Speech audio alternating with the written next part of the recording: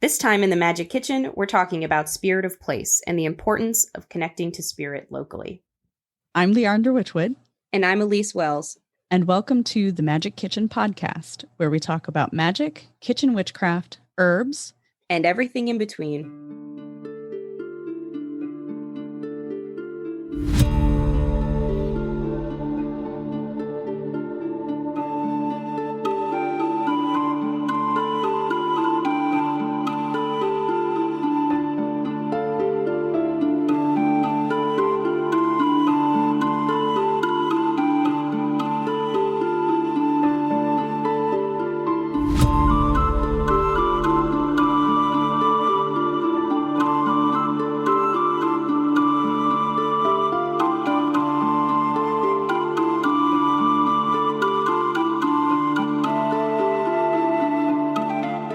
So you're back from Ireland. Let's hear about it. Ireland was a whirlwind week for me. I just got back and it's kind of crazy now because I just realized like St. Patty's Day has just passed as this episode's coming out. So it's kind of good timing. I'm low-key a little bit glad I wasn't there for St. Patty's Day. I think it was probably insanely crowded. But it was really nice. We were there in the middle of a big freeze, so that was a little bit less nice. And I have a friend who's Irish, and she said, you got the authentic Irish experience, because not only was I there during a random March snowstorm, which is apparently like a common hateful occurrence. Nobody enjoys those. But I also flew Ryanair, which is notoriously the worst airline. So I absolutely do not recommend it, but it is the way the Irish travel. So if you're looking for authenticity, you got maybe give it a try. So it was a great trip. I think I won't bore everybody with all of it, but I think the most amazing, just unforgettable, life-changing experience I've ever had in Ireland or with, especially with a goddess that I'm not like she's not my patron. When I was there, I went to a Bridget's Well and I shared a tour of it and I shared a bit of this story on my Instagram as well. But when I wanted to go, I didn't realize that in Ireland, unfortunately, you really do need a car. This was a really impromptu trip for me, so I didn't have the resources, honestly, to rent a car. So I made the most of it, and I saw a lot of things, but you really need a car, and I didn't realize, but you can't get to this Bridget's Well without one either. And I was trying everything. I tried every taxi company. Nobody felt like driving out there. It's only 2 kilometers from the Cliffs of Moher, but nobody was interested. I was totally up the creek. So I wandered into, I was desperate because I really wanted to go. And I did healing for all my Patreon patrons there. So I knew I needed to go. And there's been some people in my personal life that needed healing that I needed to go to this well to pray for them. So I went to a tourist shop. I don't know why. I wandered in, and the woman running it, she's a jeweler, and she makes these really incredible Celtic knot and triquetra and triskel jewelry. And I just was like, all right, whoever makes this kind of gets it. So I said, do you have any ideas for how to get to the Bridget's Well? And she's like, well, if you can figure it out, you should definitely get some water. Like, she told me about it. She's like, it is worth going to. It's amazing.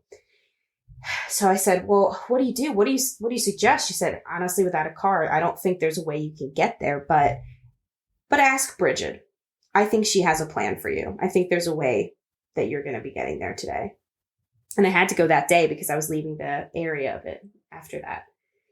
So I do that. I go outside, sit down with my lunch, and I just kind of reach out to Bridget and see what guidance she can provide. I said, I don't know how I'm going to get there, but I'm trusting that I will. Please get me there. And then I start eating my lunch. And as I do, a crow comes by right next to me, like a few inches from my hand. And he's just looking at me, kind of like doing that crow thing where they turn their head, look right at you. And I'm like, all right. So I give him some bread from my sandwich, not some chicken, because I feel like that's carnivorous. And he does a little dance. He's like singing to me. Like we were hanging out. We were having a nice rapport. Aww. And so I gave him some more bread. So we really shared my sandwich, me and this crow. And then after we finish our lunch together, he lifts off and flies over this group of Cliffs of Moher employees. That's where I was at. I was at the Cliffs of Moher. I don't remember if I said that. So this crow flies over and particularly flies over one guy. There's one guy standing within this circle. They're all just kind of hanging out and talking about, I don't know what, lunch break stuff maybe. So I go over and I ask the group of tour guides, I want to go to the Bridget's Well. I'm not sure how. Does anybody have any ideas? And this man that the crow flew directly over steps in front of the group and says, why do you want to visit Bridget's Well? And I say, I'd like to ask for healing for some friends, some family, and to visit it, to be in that place. I really came to Ireland, honestly, for this visit. I just had no clue it would be so difficult to visit. And he says, hold on. And he walks away, goes back into the building behind us, and comes back out with his car keys.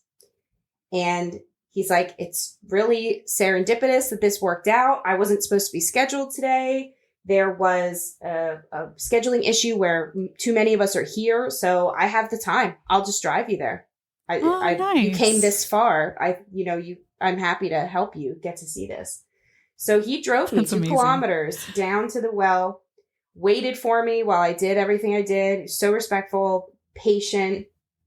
And then as I come back out, we're driving back and I asked for his name. We exchanged names. We talk a little bit about the power of this land, because where this Bridget's Well is located is at a crossroads. It's between 3 different roads where they meet, which, very witchy. Like, we love our crossroads, these in-between places. We do. And he also told me that the well was moved from further up the hill so that it would be more accessible for the sick. Because if it was all the way up the hill, they couldn't reach it. So I thought that was really beautiful as well. It was moved a couple hundred years ago, so it's not a recent change. And the man who actually owned the Cliffs of Moher at that time and moved the well was healed by that well. And that's why he felt called to make sure it was more accessible to everybody. And I was talking to this guide and I said, did you grow up around here? And he said, yeah, actually right there. And then we passed a white cottage at that moment. And it was really amazing to meet somebody whose family was landed in one small space like that, who he knew the importance of this well and what it means to people from far away, very far away sometimes, to come and visit it. Yeah. And that he facilitated that Bridget worked through him in that way. It was really, really amazing. I love that. That is such a cool... I had lots of fun experiences, but that was really... That was really, really, really powerful for me. I love that. Yeah. And that's what the point of going on these spiritual journeys is about. Well, first you had to trust. I think that's a great example of trusting you asked for help and she helped you and you had to trust it. Like, you didn't sit there and see the bird fly over him and just dismiss it. So I think that's a really good demonstration of how when we trust, we are led to where we want to be or where we need to be. Yeah. Yeah. And that it was funny because I wasn't thinking that way at first. It wasn't until I spoke to the jeweler who led me in that direction. Yeah. Like, just ask. Like, it sounded so obvious as soon as she said it. And unfortunately, I wanted to tell her about it before, like, I left. Like, oh my gosh, it works. Like, but she had closed up shop as I returned from the well. Oh, darn it. Yeah. Hopefully someday we'll cross paths again. I remember her vividly in the jewelry shop itself. So you'll have to see if you can send her a card, like a thank you card. Yeah. Yeah. That's a good idea. I need to find them. I think I have a picture of it too somewhere in my phone. Oh, so cool. I should find the jewelry shop. Yeah. Yeah. Awesome. So I'm not traveling around. Yeah. I'm not traveling around. I'm still closing up the shop. So that I'm in like the last stretch of that. I'm very relieved to be done with it. I'm back where it feels more secure, I guess, more homey, which I love. I love being home. And so it also gives me more opportunity to focus on the community, the Rebel Mystic community, and the classes and workshops that I'm developing for this community. So I have some really cool ones coming up, some great ideas that I am working on. But at the end of this month, on March 30th, I am doing the Great Mother workshop. And this will be a live workshop with a recording that will be available to the community. And so if you're listening to this outside of March, you'll be able to attend the workshop as a recording. And I love working with the Great Mother because she is one of those deities or the personas, the archetypes that is the gentle nudger. She's the nurturer, but she's also going to school us in the labor pains, the gestation pains of creating something new. And this doesn't necessarily mean literally birthing a baby. It is also about getting those tough ideas, those big ideas, those life-changing, life-affirming goals, aspirations, and ideas out of the birth canal and get them born, and so you can nurture them and grow them. And this is such a wonderful archetype to work with when you are trying to create something new, and you need more of a gentle persuasion or a gentle hand leading you in that direction. And then the one we have coming up after the Great Mother. Now, keep in mind, this is a whole series, the Divine Feminine series within the Rebel Mystic community is going to touch on, I think I have about 8 different archetypes. And this goes well beyond the maiden, mother, crone aspect that we're typically told that we're, that's the only aspects we have. And that doesn't always work for everyone. Like me, I'm not a crone. I haven't gone through life change yet, but I'm still a mother, but I'm not going to have any more children. So that puts me in the queen stage. I'm more of a queen right now, where I am still running my household. I'm still raising my last child, but I'm done. So I can focus more on me and my self-care and where I'm going for my future. And that's what these archetypes give us. They give us that broader perspective of who we really are as women or as female identities.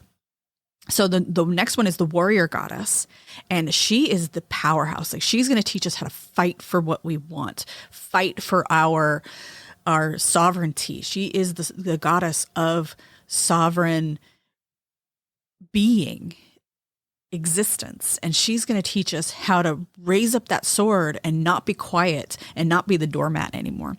And then from that, we're going to work on the child goddess. And this one is typically, when we think of maiden, mother, crone, we think the maiden as being this child, but somehow in that mix, she also gets sexualized. So I really separate that out, maiden from the seductress. And the seductress will come in later, but the child goddess is the one that's going to teach us to live in wonder and see things through the eyes of a child, and how to explore, and how to just get curious, and how to play, and how to really heal and get to know that child within. So those are the next 3 workshops in this series that are coming up. But I also have a really cool one that I'm working on that I want to announce, but I don't have it finalized. I'm gonna use Elyse as my guinea pig on this one. But since there's been so much talk about prosperity witchcraft, I really think it's going to be necessary for us to sit down as a community and really look at what that means. What does prosperity witchcraft look like? What does being a prosperity witch look like? What does being a rich witch look like? And so I'm developing a whole course around that too. So there's some really cool things coming. And now that I'm back in this space, I can really focus on them. I love that. I'm so excited for the prosperity course because I think it's something that we see too much of in a light way, like with no depth to it. So, and we're also putting together an episode where we're going to talk more about this, because it's something that we get asked about a lot, but we don't, it's a big conversation. It's hard to answer in an Instagram DM. Right. Or at a 3-minute TikTok, or now you can go 10 minutes, but you still can't cover it in 10 minutes. There's some realities to it that are not touched on, that I really want to touch on, that I really want witches to get a grasp on, because we don't have to live in deprivation. Being a witch means going after what we want and need, and understanding that we are deserving of prosperity.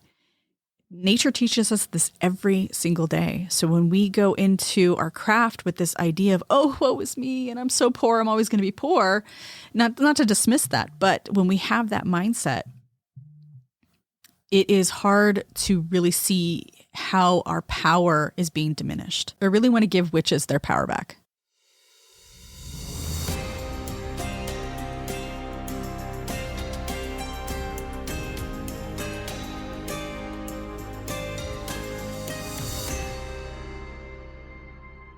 The Magic Kitchen podcast is funded and supported by thewitchwoodteahouse.com, offering a variety of hand-blended loose leaf teas as well as loose herbs for all of your ritual, spell work, wellness, and everyday enjoyment needs.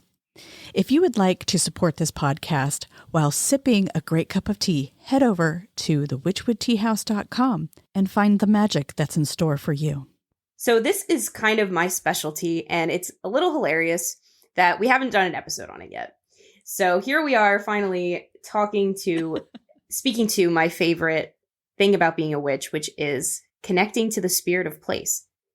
And the spirit of place is something that can be simpler than we want it to be sometimes. It's not going to be these crazy visuals or, these amazing fae encounters in the forest that we might want them to be.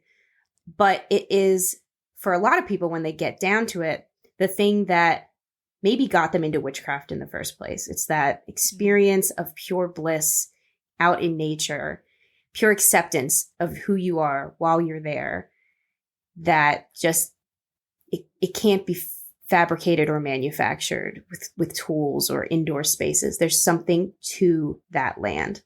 And that's what we're going to talk about today.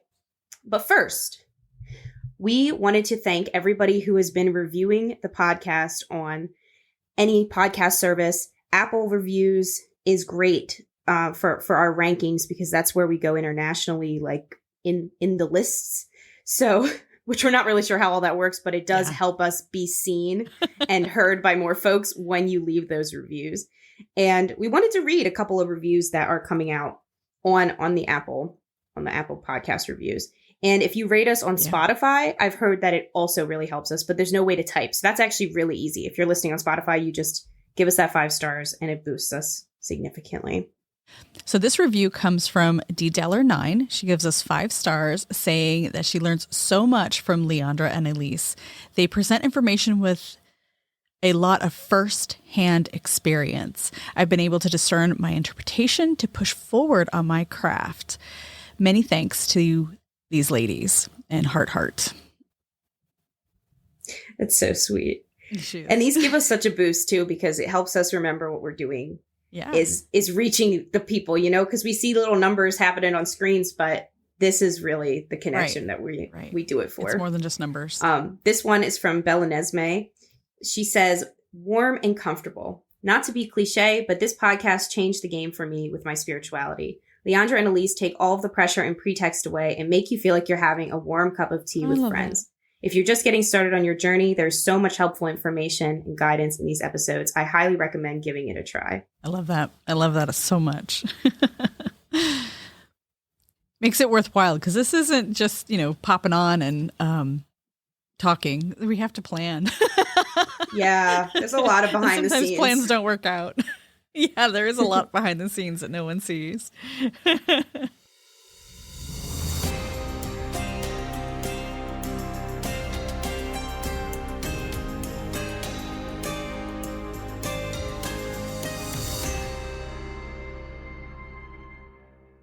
So let's talk about spirit of place.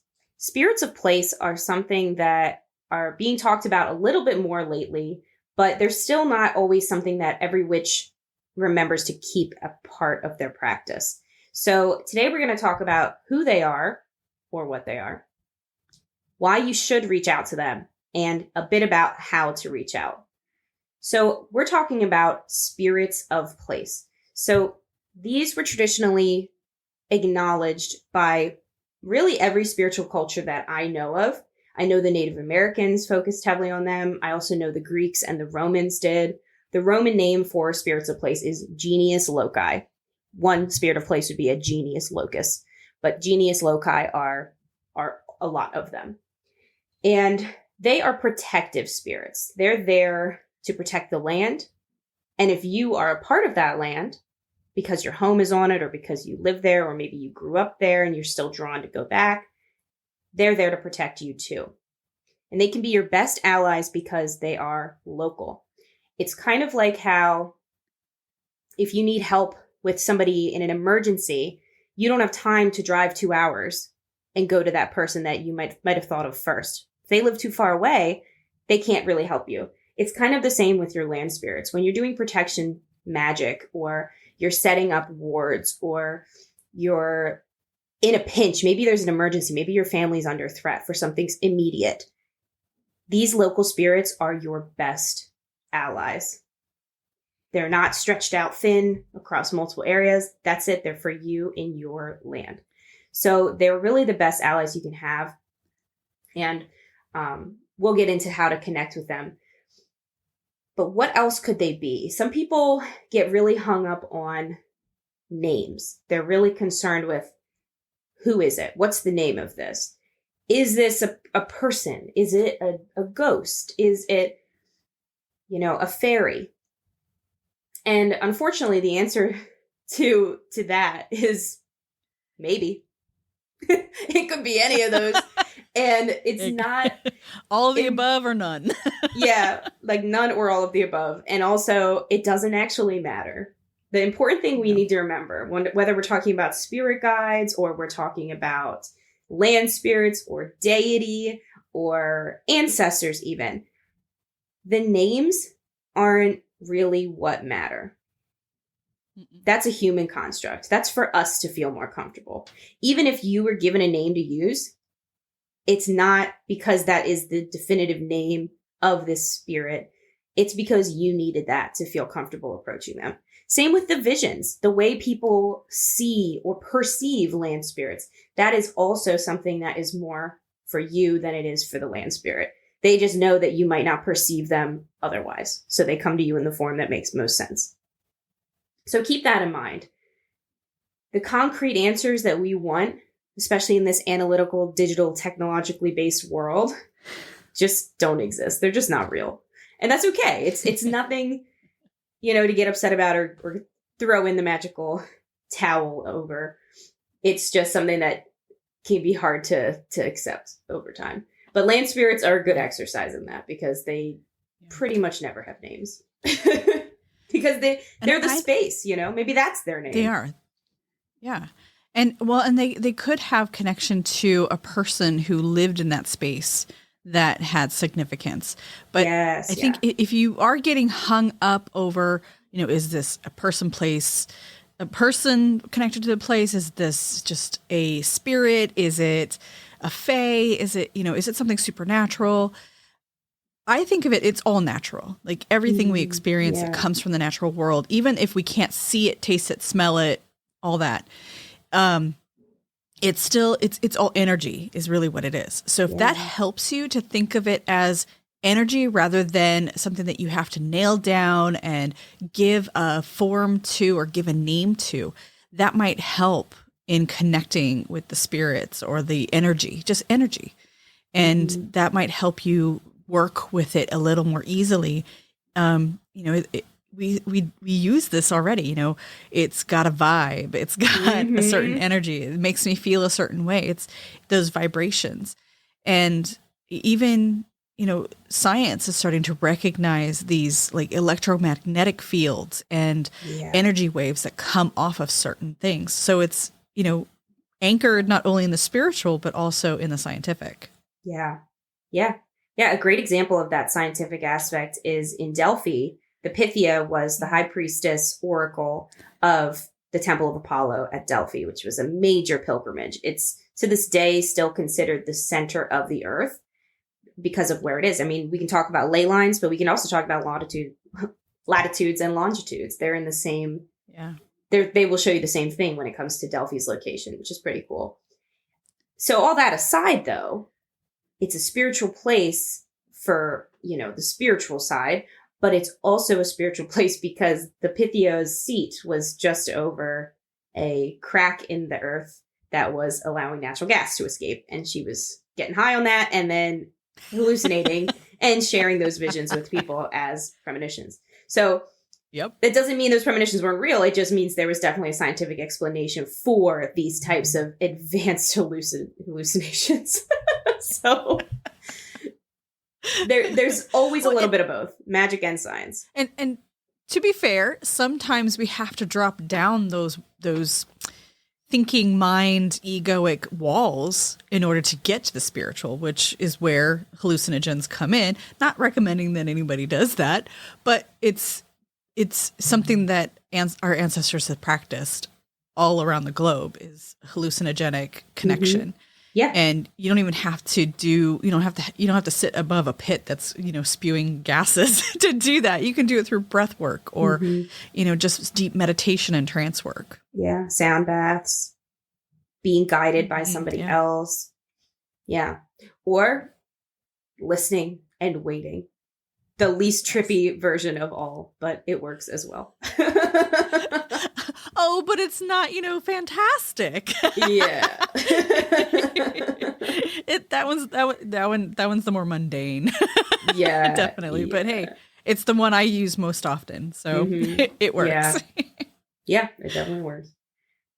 So when we're talking about the fantastical, sometimes these spirits of place are called different things, which are both, real and imagined, right? So the Fae, for example, they are by some considered to be spirits of place. They are creatures that live in nature and tend to stay in this one area. But the fact is, with fairies, they're not everywhere. They're where they are. Like, I've been to Ireland, and I can tell you, yes, there are fairies in Ireland. I felt them. I swear I saw them a few times out of the corners of my eyes. But when I lived in Baltimore, I had a Fae altar, and I can't say it was the same creatures, the same energy, the same, anything. It was just land spirits there. And they had different needs and wants. We've talked about this before, how in Ireland, there's a stigma against shiny things. Like, you shouldn't give shiny things or have shiny things. The Fae will, get annoyed or upset with you if you do. Yeah. Yeah. But in Baltimore, they loved shiny things. That was like their main thing that they wanted. They were like little ravens. So that's what I would give them. I'd give them quarters or something, like, little pieces of foil. So it's always going to be a little bit specific, and that's where building the relationship comes from. But the Fae, short answer, they can be spirits of place. Yeah. And just to give you some perspective from my own experience, is so in my tradition, Fae like cream and alcohol and things you make. They like tea. They like things that are made by you or something that is precious to you. So, and these are my land spirits. So I was a little triggered when I saw another creator putting out an offering for their land spirits, and they gave them like skim milk. Like, you could tell it was like watery milk. And I was like, why are you giving them low fat milk? And then I had to stop myself. It was like this visceral reaction, because my land spirits would have like been, what the hell is this? Are you going cheap on me? What's going on? Because I give them cream. I give them honey. I give them like stuff that's as close to its natural state as possible. So it was one of those things where I had to laugh at myself because I did something that I don't like to do. And that's, judging the experience of someone else. Yeah. But I caught myself and I reeled it back in, But that's an example of like each land spirit, each area you're in, each relationship you develop is going to be different. Like, my land spirits never demand cream from me, but I know it's appreciated. I know that it's like our communication. Yeah. And that's it too. Like, they'll guide you. You can start with one thing and then decide later that this is better. Or, speaking of land spirits and like where they are. So we did an episode back in season 2, episode 7, where we talked about elementals. So elementals are a type of land spirit. They're tied to an element. So these might be, a certain mountain might have a specific spirit to it, almost like a localized deity. Or a river. In India, for example, the Ganges River is Mother Ganga. She is one of the 3 mothers of Hindus. And they believe that she is actually a goddess who was asked to come down to earth in order to provide life for the people there. In Greece, we have the dryads, who are tree spirits. We have the naiads, which are river spirits. We have the nereids, which are sea spirits. We have the oreads, which are mountain spirits. And these are more localized, like dryads are one specific tree in one specific area. You can go visit that dryad, but you got to get in your car and go to her. Or they could be more, in a lot of ways, Poseidon, for example. He is the sea here. So that's quite a large regional land spirit. So they can get really small, they can get really big. Maybe you could call it like a micro-regional spirit is like the one in your backyard. And that might be a different spirit than your neighbor's backyard. It might be the same. These aren't hard and fast rules. So, that's where just the reaching out is important. Mm-hmm. Yeah. And for our gardeners out there, like if you have your garden, each plant, when you start, studying magical herbalism and getting into the genus loci of your space, you'll find that each individual plant that you tend to has its own individual spirit, its own individual energy, personality, if you will. Yeah. And I actually got an interesting comment from a friend of mine. We were talking about spirit of place, and she said that she thinks of cryptids as land spirits. So cryptids are like Mothman, Bigfoot, Jersey Devil, Goatman for you Marylanders out there. Nessie, everyone's favorite. Obviously, it's Nessie. I have a theory on those. We talked about this at length. So me and her kind of came up with this together. But basically like that these cryptids are land spirits, but that they're the kind of land spirits that they don't physically manifest, but they have an energy that looks like what people think they see.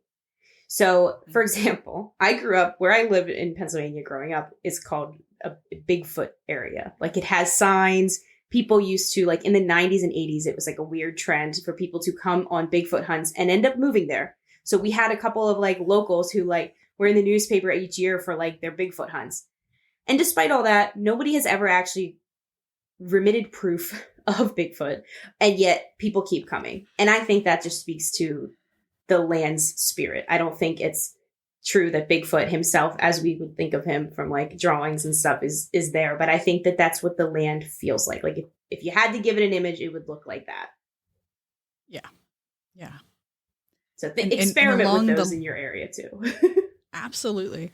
And I think along the lines of that are significant people of the craft that might be in your area. Like here in York, Pennsylvania, we have the Ray Myers Hollow. That is legendary for that feud and the supposed curse. So that land is connected to those families, and that can be used magically. So that energy can be used magically for the things you need to accomplish if you lived in this area. But there might be one in your area. I know New Jersey has a few. And, if North Carolina, South Carolina has a few. Louisiana, oh my gosh, how notorious is Louisiana and Marie Laveau? You have all of these people who are intricately connected to the land where they lived that have magical lineage, and you can utilize that. You can tap into that and ask for permission to use that. Yeah. And some places are ley lines are like their whole own conversation, but some places really are otherwise unremarkable, except for this fact, like that there is a ley line that runs through there. And like where my Coven stead is, it's just a plot of land. It doesn't have a building on it. And we meet there and we do rituals there. And it's got a creek running through it. It's on a hillside with fairly wooded hillside with some pretty old trees. And multiple times, my high priestess has caught photos when she's just taking a picture of a tree or a leaf or something that has an ethereal kind of aura to it. And it's happened with real cameras, with phones for many years now. Because she's a debunker as well. She's not here to just say like, oh yeah, there it is. It's fairies. So she ended up talking to another friend of ours, and they discovered through like multiple avenues, even her friend got the same effect on her camera, on her pictures, that their properties have the same ley line. And they were able to capture really similar images of like almost like a rainbow spectral plane kind of thing at both of their properties. And they both have the same energy, I've been told. I haven't been to my friend's property. So I thought that was really interesting that they realized that through empirical evidence. You know, they had photos, they had feelings, and then they tied the ley lines together. Not literally, but realized that they were the same one. So there might be, you know, surprises down the line for you when you start this journey. Oh yeah, definitely. There's always a surprise somewhere around the corner. Yeah.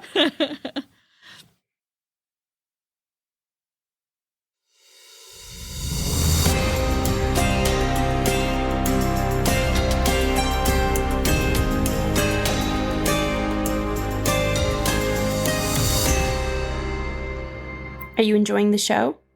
If you are, we'd really appreciate a 5-star review. It helps us to reach more listeners like you and to keep doing the Magic Kitchen podcast. Thank you. Land spirits are complicated, as you're probably thinking right now. So why should you even bother reaching out? Well, I'll tell you. Think of it this way. You live on their land, right? It's like if you had a neighbor that you were constantly running into, maybe you're mowing your lawns at the same time. Wouldn't it be really rude to not say hi? You know, like you're both walking to your car at the exact same minute and you don't say hi. Like you make eye contact, but you still don't say hi. Like it would get awkward after a while. Like at some point, you should reach out for sure. Maybe you're not the pie baking kind, but you should say hi when you're both outside and looking at each other anyway. When you're looking out the kitchen window and noticing how cute that cardinal is on the windowsill, your land spirits are watching it too. Maybe that is your land spirit trying to get your attention. Yes. So think of it like that. At the end of the day, all we're asking you to do is introduce yourself to your neighbors. Right. And think of it this way too. If the only time you address them is to ask for protection when you set your ward the first time you move into your house or something, that's kind of like going over to that neighbor that you haven't been smiling back at and saying, hey, can you watch my dog? I'm going on vacation. Thanks. Like, you just wouldn't do it. That's pretty messed up. Yeah. Like, the first time you talk to somebody, you should never ask them for a favor. That's just good common etiquette. And it's the same with spirits. So your first combo should be a kind introduction. Bring them an offering, the proverbial pie, if you will. And we'll talk next about what offerings can look like. But you want to show up for them. So that's why you should reach out. We're not advocates for only reaching out to deity or spirit when you need something. Oh, no. It should be a relationship. And yeah. I know we've stressed that many, many times. I know I stress it in all of my courses when I'm teaching beginner's witchcraft is relationships are critical. They're paramount to your path. You have to have these relationships in a healthy standing, or you're flying by the seat of your pants, and you can't just call on a deity and say, hey, I need this from you. Give it to me now. Because that's not how it works. Mm-mm. It's a mutual admiration society, and we have to be in a position where we respect each other. Yeah. And I don't know one single deity or land spirit that I've ever worked with that if I said, okay, I'm only going to call you when I need you, that they're like, cool. Yeah. You shouldn't take that from your friendships. They shouldn't take that from your magical relationship. Absolutely. Yeah. Treat it just like a human being. You know, if you only create friendships to use the people, those friendships aren't going to last very long. Right. So it's the same thing with your spirits around you. Yeah. And you'll notice the effects. Like once you've reached out and you've made that, connection, like you'll feel safer in your home. You'll feel more settled. You'll feel more, even if you've lived there for decades, you'll feel a difference. And this kind of goes into house spirits too. I don't differentiate them. Do you? Do you think your house has a... I don't. Yeah. Maybe if you had a really old house. Like I think if you had a house, like there's this guy I met at the Jane Austen Festival last year. His house was built in 1508. Oh. And he said it's so haunted. He's like, there are ghosts everywhere. He said, but they're not really that cognizant of him. Like, but they're just there. So he does a lot of things, which I would call offerings. He's not a witch. I'm a witch. So I'd call them offerings where like before he enters this one room, he knocks. Oh, yeah. Or before, Yeah, what was lets the them fun know. one he said? Oh, he was getting his roof rethatched. Like, I just wish I could see this house in real life. And he said that, like, they had to let everyone know. They had to literally go to each Yeah. room and announce to the ghosts, Oh, like, there's going to be some people here for the next few weeks rethatching. yeah. Well, okay. So, we recently, I closed down my brick and mortar shop, and I moved everything back into my home, the tea house and, the recording studio and everything. So before I started the big move, I literally sat in the middle of my shop, and the building we were in, it was the first Masonic temple built in New York County in York, Pennsylvania. And we have pictures of them anointing the foundation stones with the oil and the milk and the honey and everything like that. And so the building immediately, when we went in there, it had energy. And we had a ghost that came with it. She would hang out near the register area and everybody would see her out of the corner of their eyes. So really cool. And I always had a relationship with that building because I went in with offerings. I went in talking to it. And when we were starting the move, I could feel the energy shifting. The building felt a little anxious, if that makes sense. And so I sat in the middle of the floor in the main part of the building of where we were housed, and I told it exactly what's happening. Like, look, we're moving on. I need to downsize, and I'm pulling everything back. This has been great. Thank you for allowing us to be here. And then everything went smoothly. Like, the move was excellent. Like, there was no hiccups. There were no irritations. Everything seemed to move just completely seamlessly. And I think that's, how the benefit of creating these relationships with our places, and not just, spirits out in the land, but spirits of place in the building, even the house, my house right now, that I'm in my renovated garage where I started everything. And I walk in every morning. I greet it. Good morning. How's it going? That sort of thing. So, and there's something to that. Mm-hmm. Yeah. Yeah. We talk about it being animists, but like that extends farther than just, I named my car, like it is like our spaces become personified, or they are already personified. Like, I still haven't landed on that. I think with houses and buildings, and think of it this way, they're man-made things. So we can make them a spiritual place. A spiritual place can be created in that way. If you do rituals in a place for a long time, that's going to have an energy effect for sure. Same with the opposite. Absolutely. If you have a lot of fights, or if somebody has had a lot of fights, or there's been, domestic violence or something in your space, like that's there too. And that needs to be cleansed out. And that's a spirit of place. But yeah, yeah, that's a lot to think about, actually. Just general animism. To talk about, like the way we can affect our space with our energy, and how to affect, how to protect your energy in a space that might be negatively affected. Like if you buy a house that had been the scene of a crime. So join us for our table talk on the Wednesday after this episode releases, and we'll be talking more in depth about the animism of human-made places and the spirit of place regarding human energy, how that affects it, creates it, and how you can protect yourself from the negative aspects or embrace the positive aspects. And the second reason you should reach out, it's not just to introduce yourself to your neighbors in case you might need them later, right? It's what I always say, 90% of magic is acknowledgement. Being kind and courteous might be all you need to do. You don't need to reach out for anything ever. These land spirits are just welcoming you and accepting you on their land. And if all goes well, right? And that's it. That's all you want to do. That's where you want to leave it, and just mutually respect each other. I think that's fantastic. I think that can be absolutely the foundation of a great life in a home.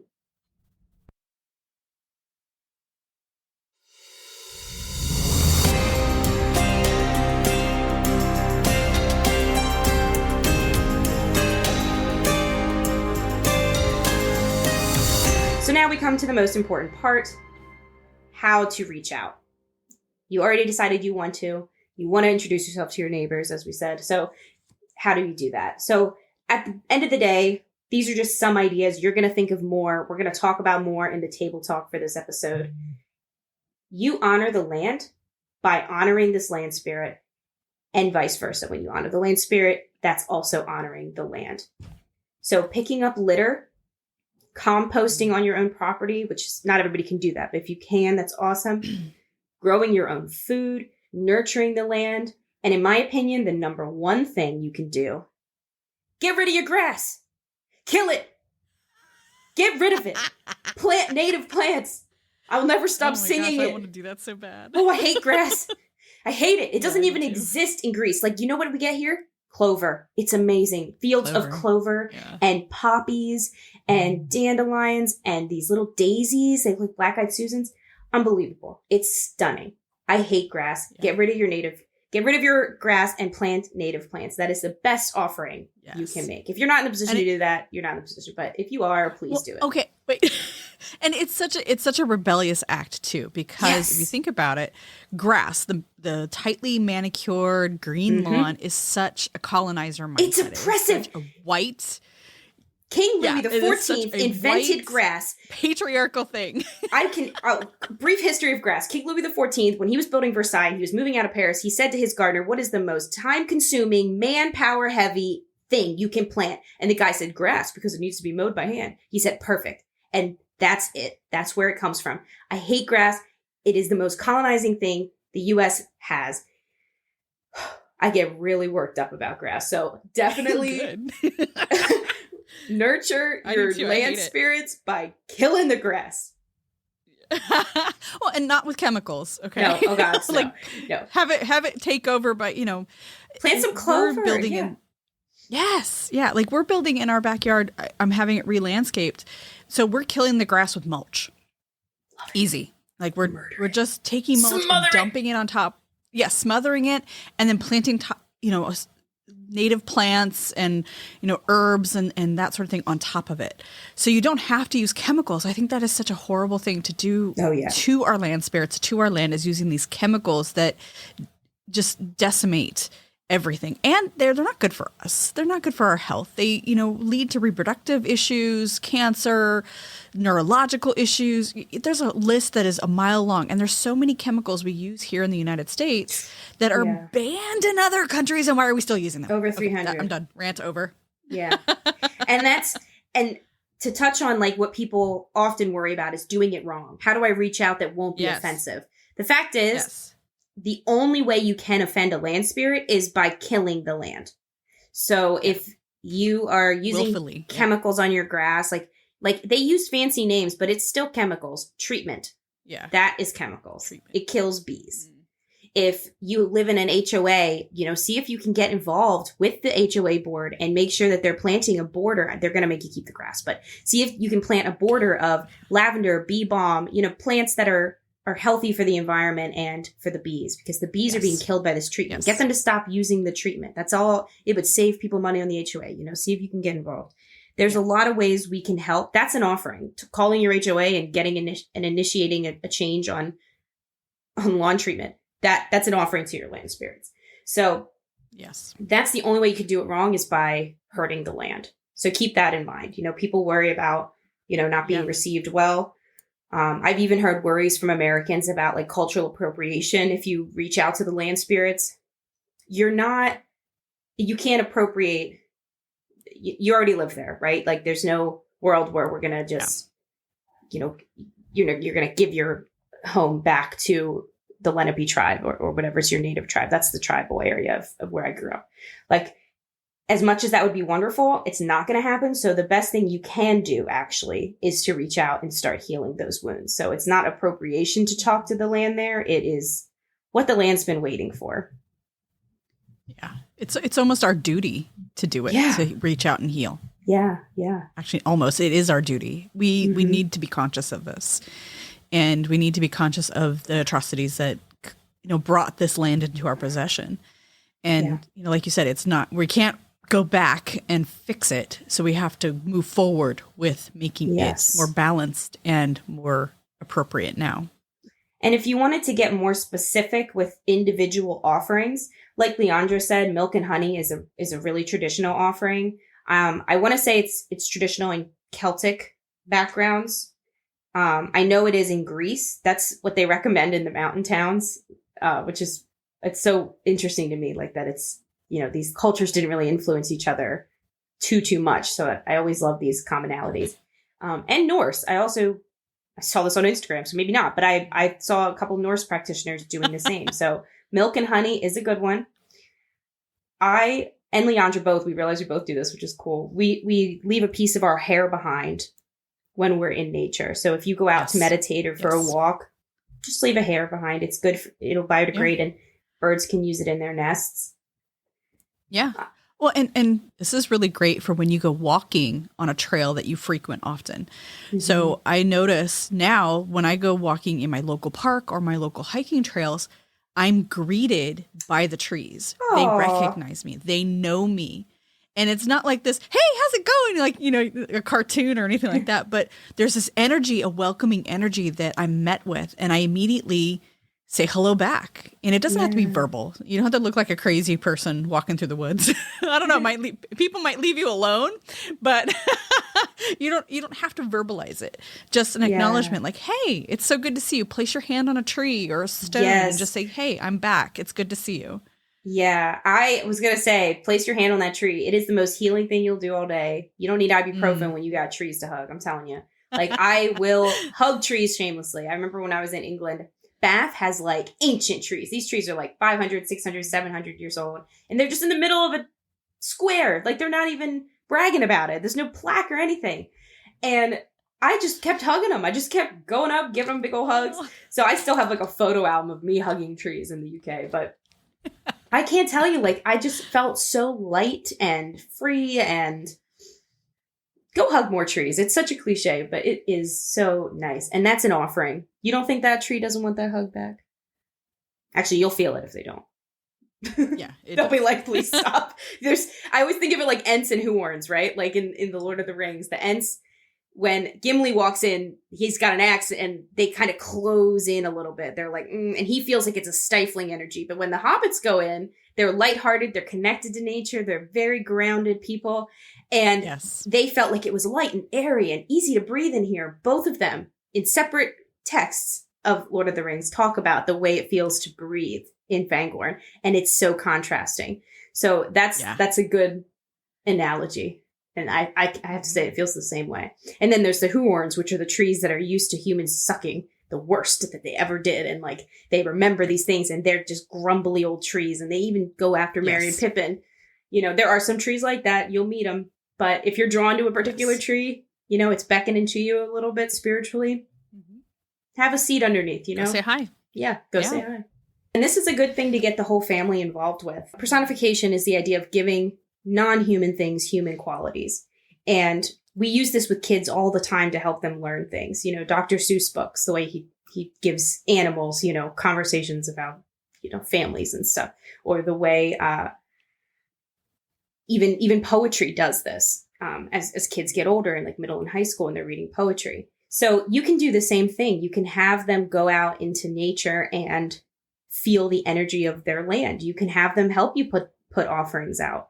This is your comfort level, but I wouldn't write it off. I think it's a way for the whole family, since the whole family does live there, to get involved with that land as well. And you can have an altar space, or you can just leave it under the tree you feel called to. Or if it's a nutrient safe tea that you've made as an offering or something like that, you can just throw it right into the roots of a tree or into your garden as an offering.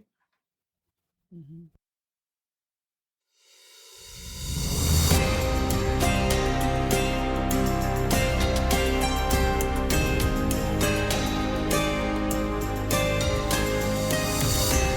Are you ready to start living a magical life?